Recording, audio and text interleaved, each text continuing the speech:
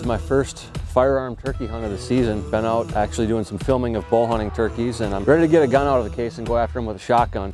And with that, I'm switching loads. I've got a new different load choke sight combination, so I'm gonna get some patterning done here. Let's see what this does on paper.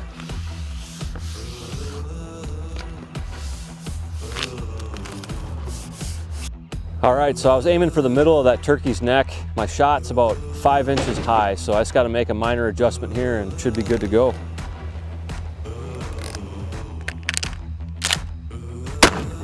Okay, got the fine adjustments made here on this aim point up close. I started doing that at about 5 yards. You don't need to be too far to get those initial shots on paper to get your gun sighted in. But now I'm gonna back up and actually see what a realistic pattern looks like for a turkey killing distance. So I'm back at 40 yards. Let's see what this does on paper.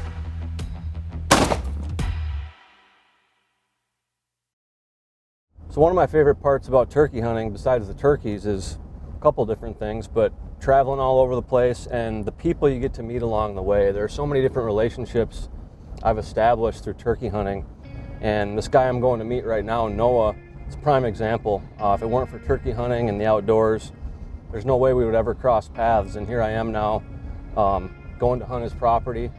His family has a beautiful farm. He just killed a bird here a couple of days ago, and it sounds like he has some good information for me about how to start out on this hunt. So with turkey hunting, you know, you got to take what you can get when it comes to intel, and hopefully Noah has some good tidbits here to get this party started.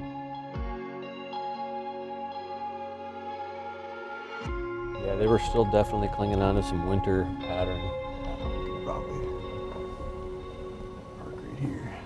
So we got that top field, we got the middle field, and then we got this bottom field, river bottom. Where do you think you've been hearing most of the gobbling? So this year I've heard a lot of gobbling in that southeast part of the field over there.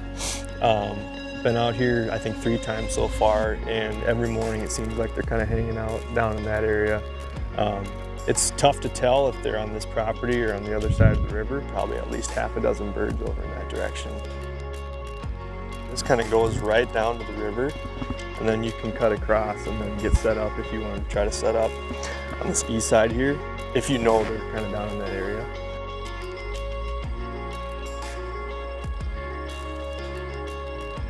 It's that time of year in turkey season when the nights just keep getting later and the mornings keep getting earlier. According to HuntStand, it's sunset at about 8:03, so that's in about 20 minutes, and we haven't heard a single gobble. I'm not surprised. I was hunting last week, and the gobbling tapered off in the evenings pretty significantly over the last week, but the mornings it's been on fire. So if we don't hear anything tonight, we're gonna get out here nice and early in the morning, out here in the pitch black, get in a solid position so we can move around and chase some gobbles if we need to. Otherwise, you never know, we might just have one fall into our lap, but that's the beauty of turkey hunting.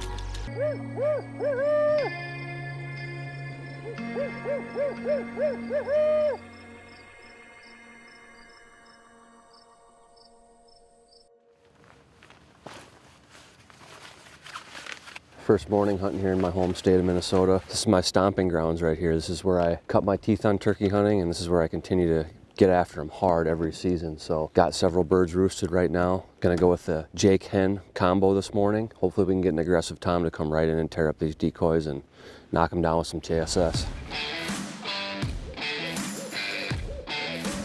There's a turkey in the field in the corner across from us.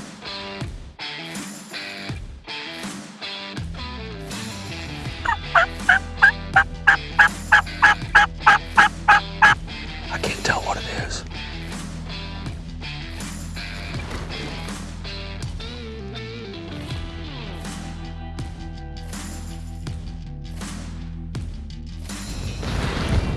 Yeah, I think it might have been a longbeard. I couldn't get a good view, but I thought I saw a little rope swinging when he turned a little bit sideways. But he was definitely subordinate.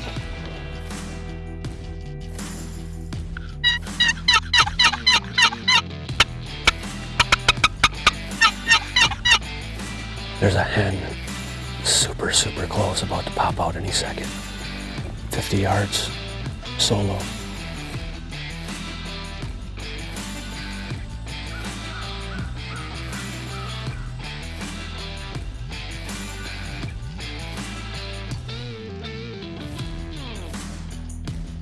So lo and behold, those gobblers skirted us, and what we've got here, There's an upper field and a lower field. We're on the lower field.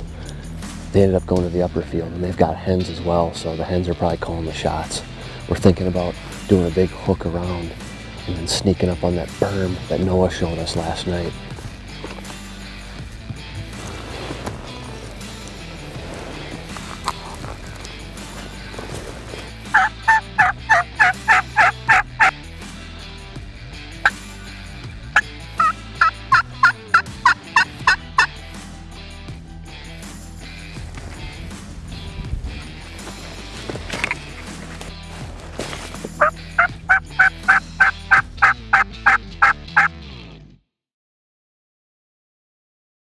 About 4 o'clock, so we're looking at about 3.5 hours until fly up. So just been using the afternoon to run and gun, and now we're back in the spot we were at this morning. We had a ton of gobbling in here for pretty late into the morning after fly down, so there's a bunch of different gobblers in here, but we're hoping we can maybe pick up a stray satellite bird or just a bird out running by himself right now before fly up.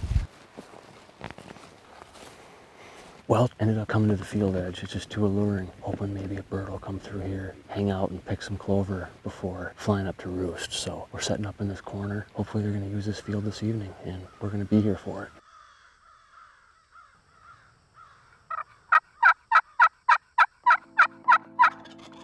Big longbeard out on the field, strutting.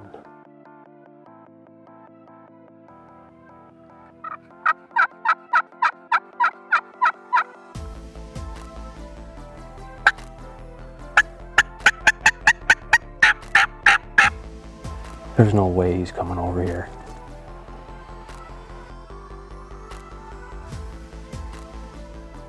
He's coming. He's coming.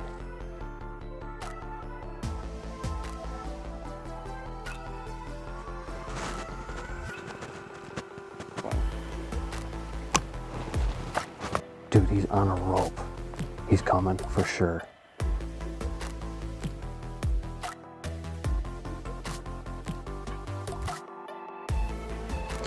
Got him.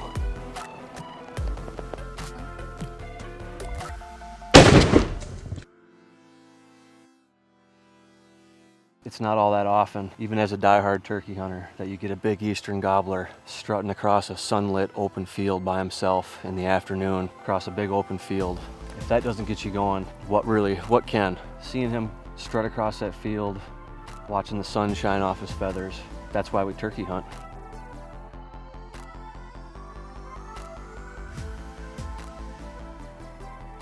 I know a lot of folks say they wait months for turkey season, but I wait an entire year for turkey season because the moment one season's over with, I start counting the days until the next one.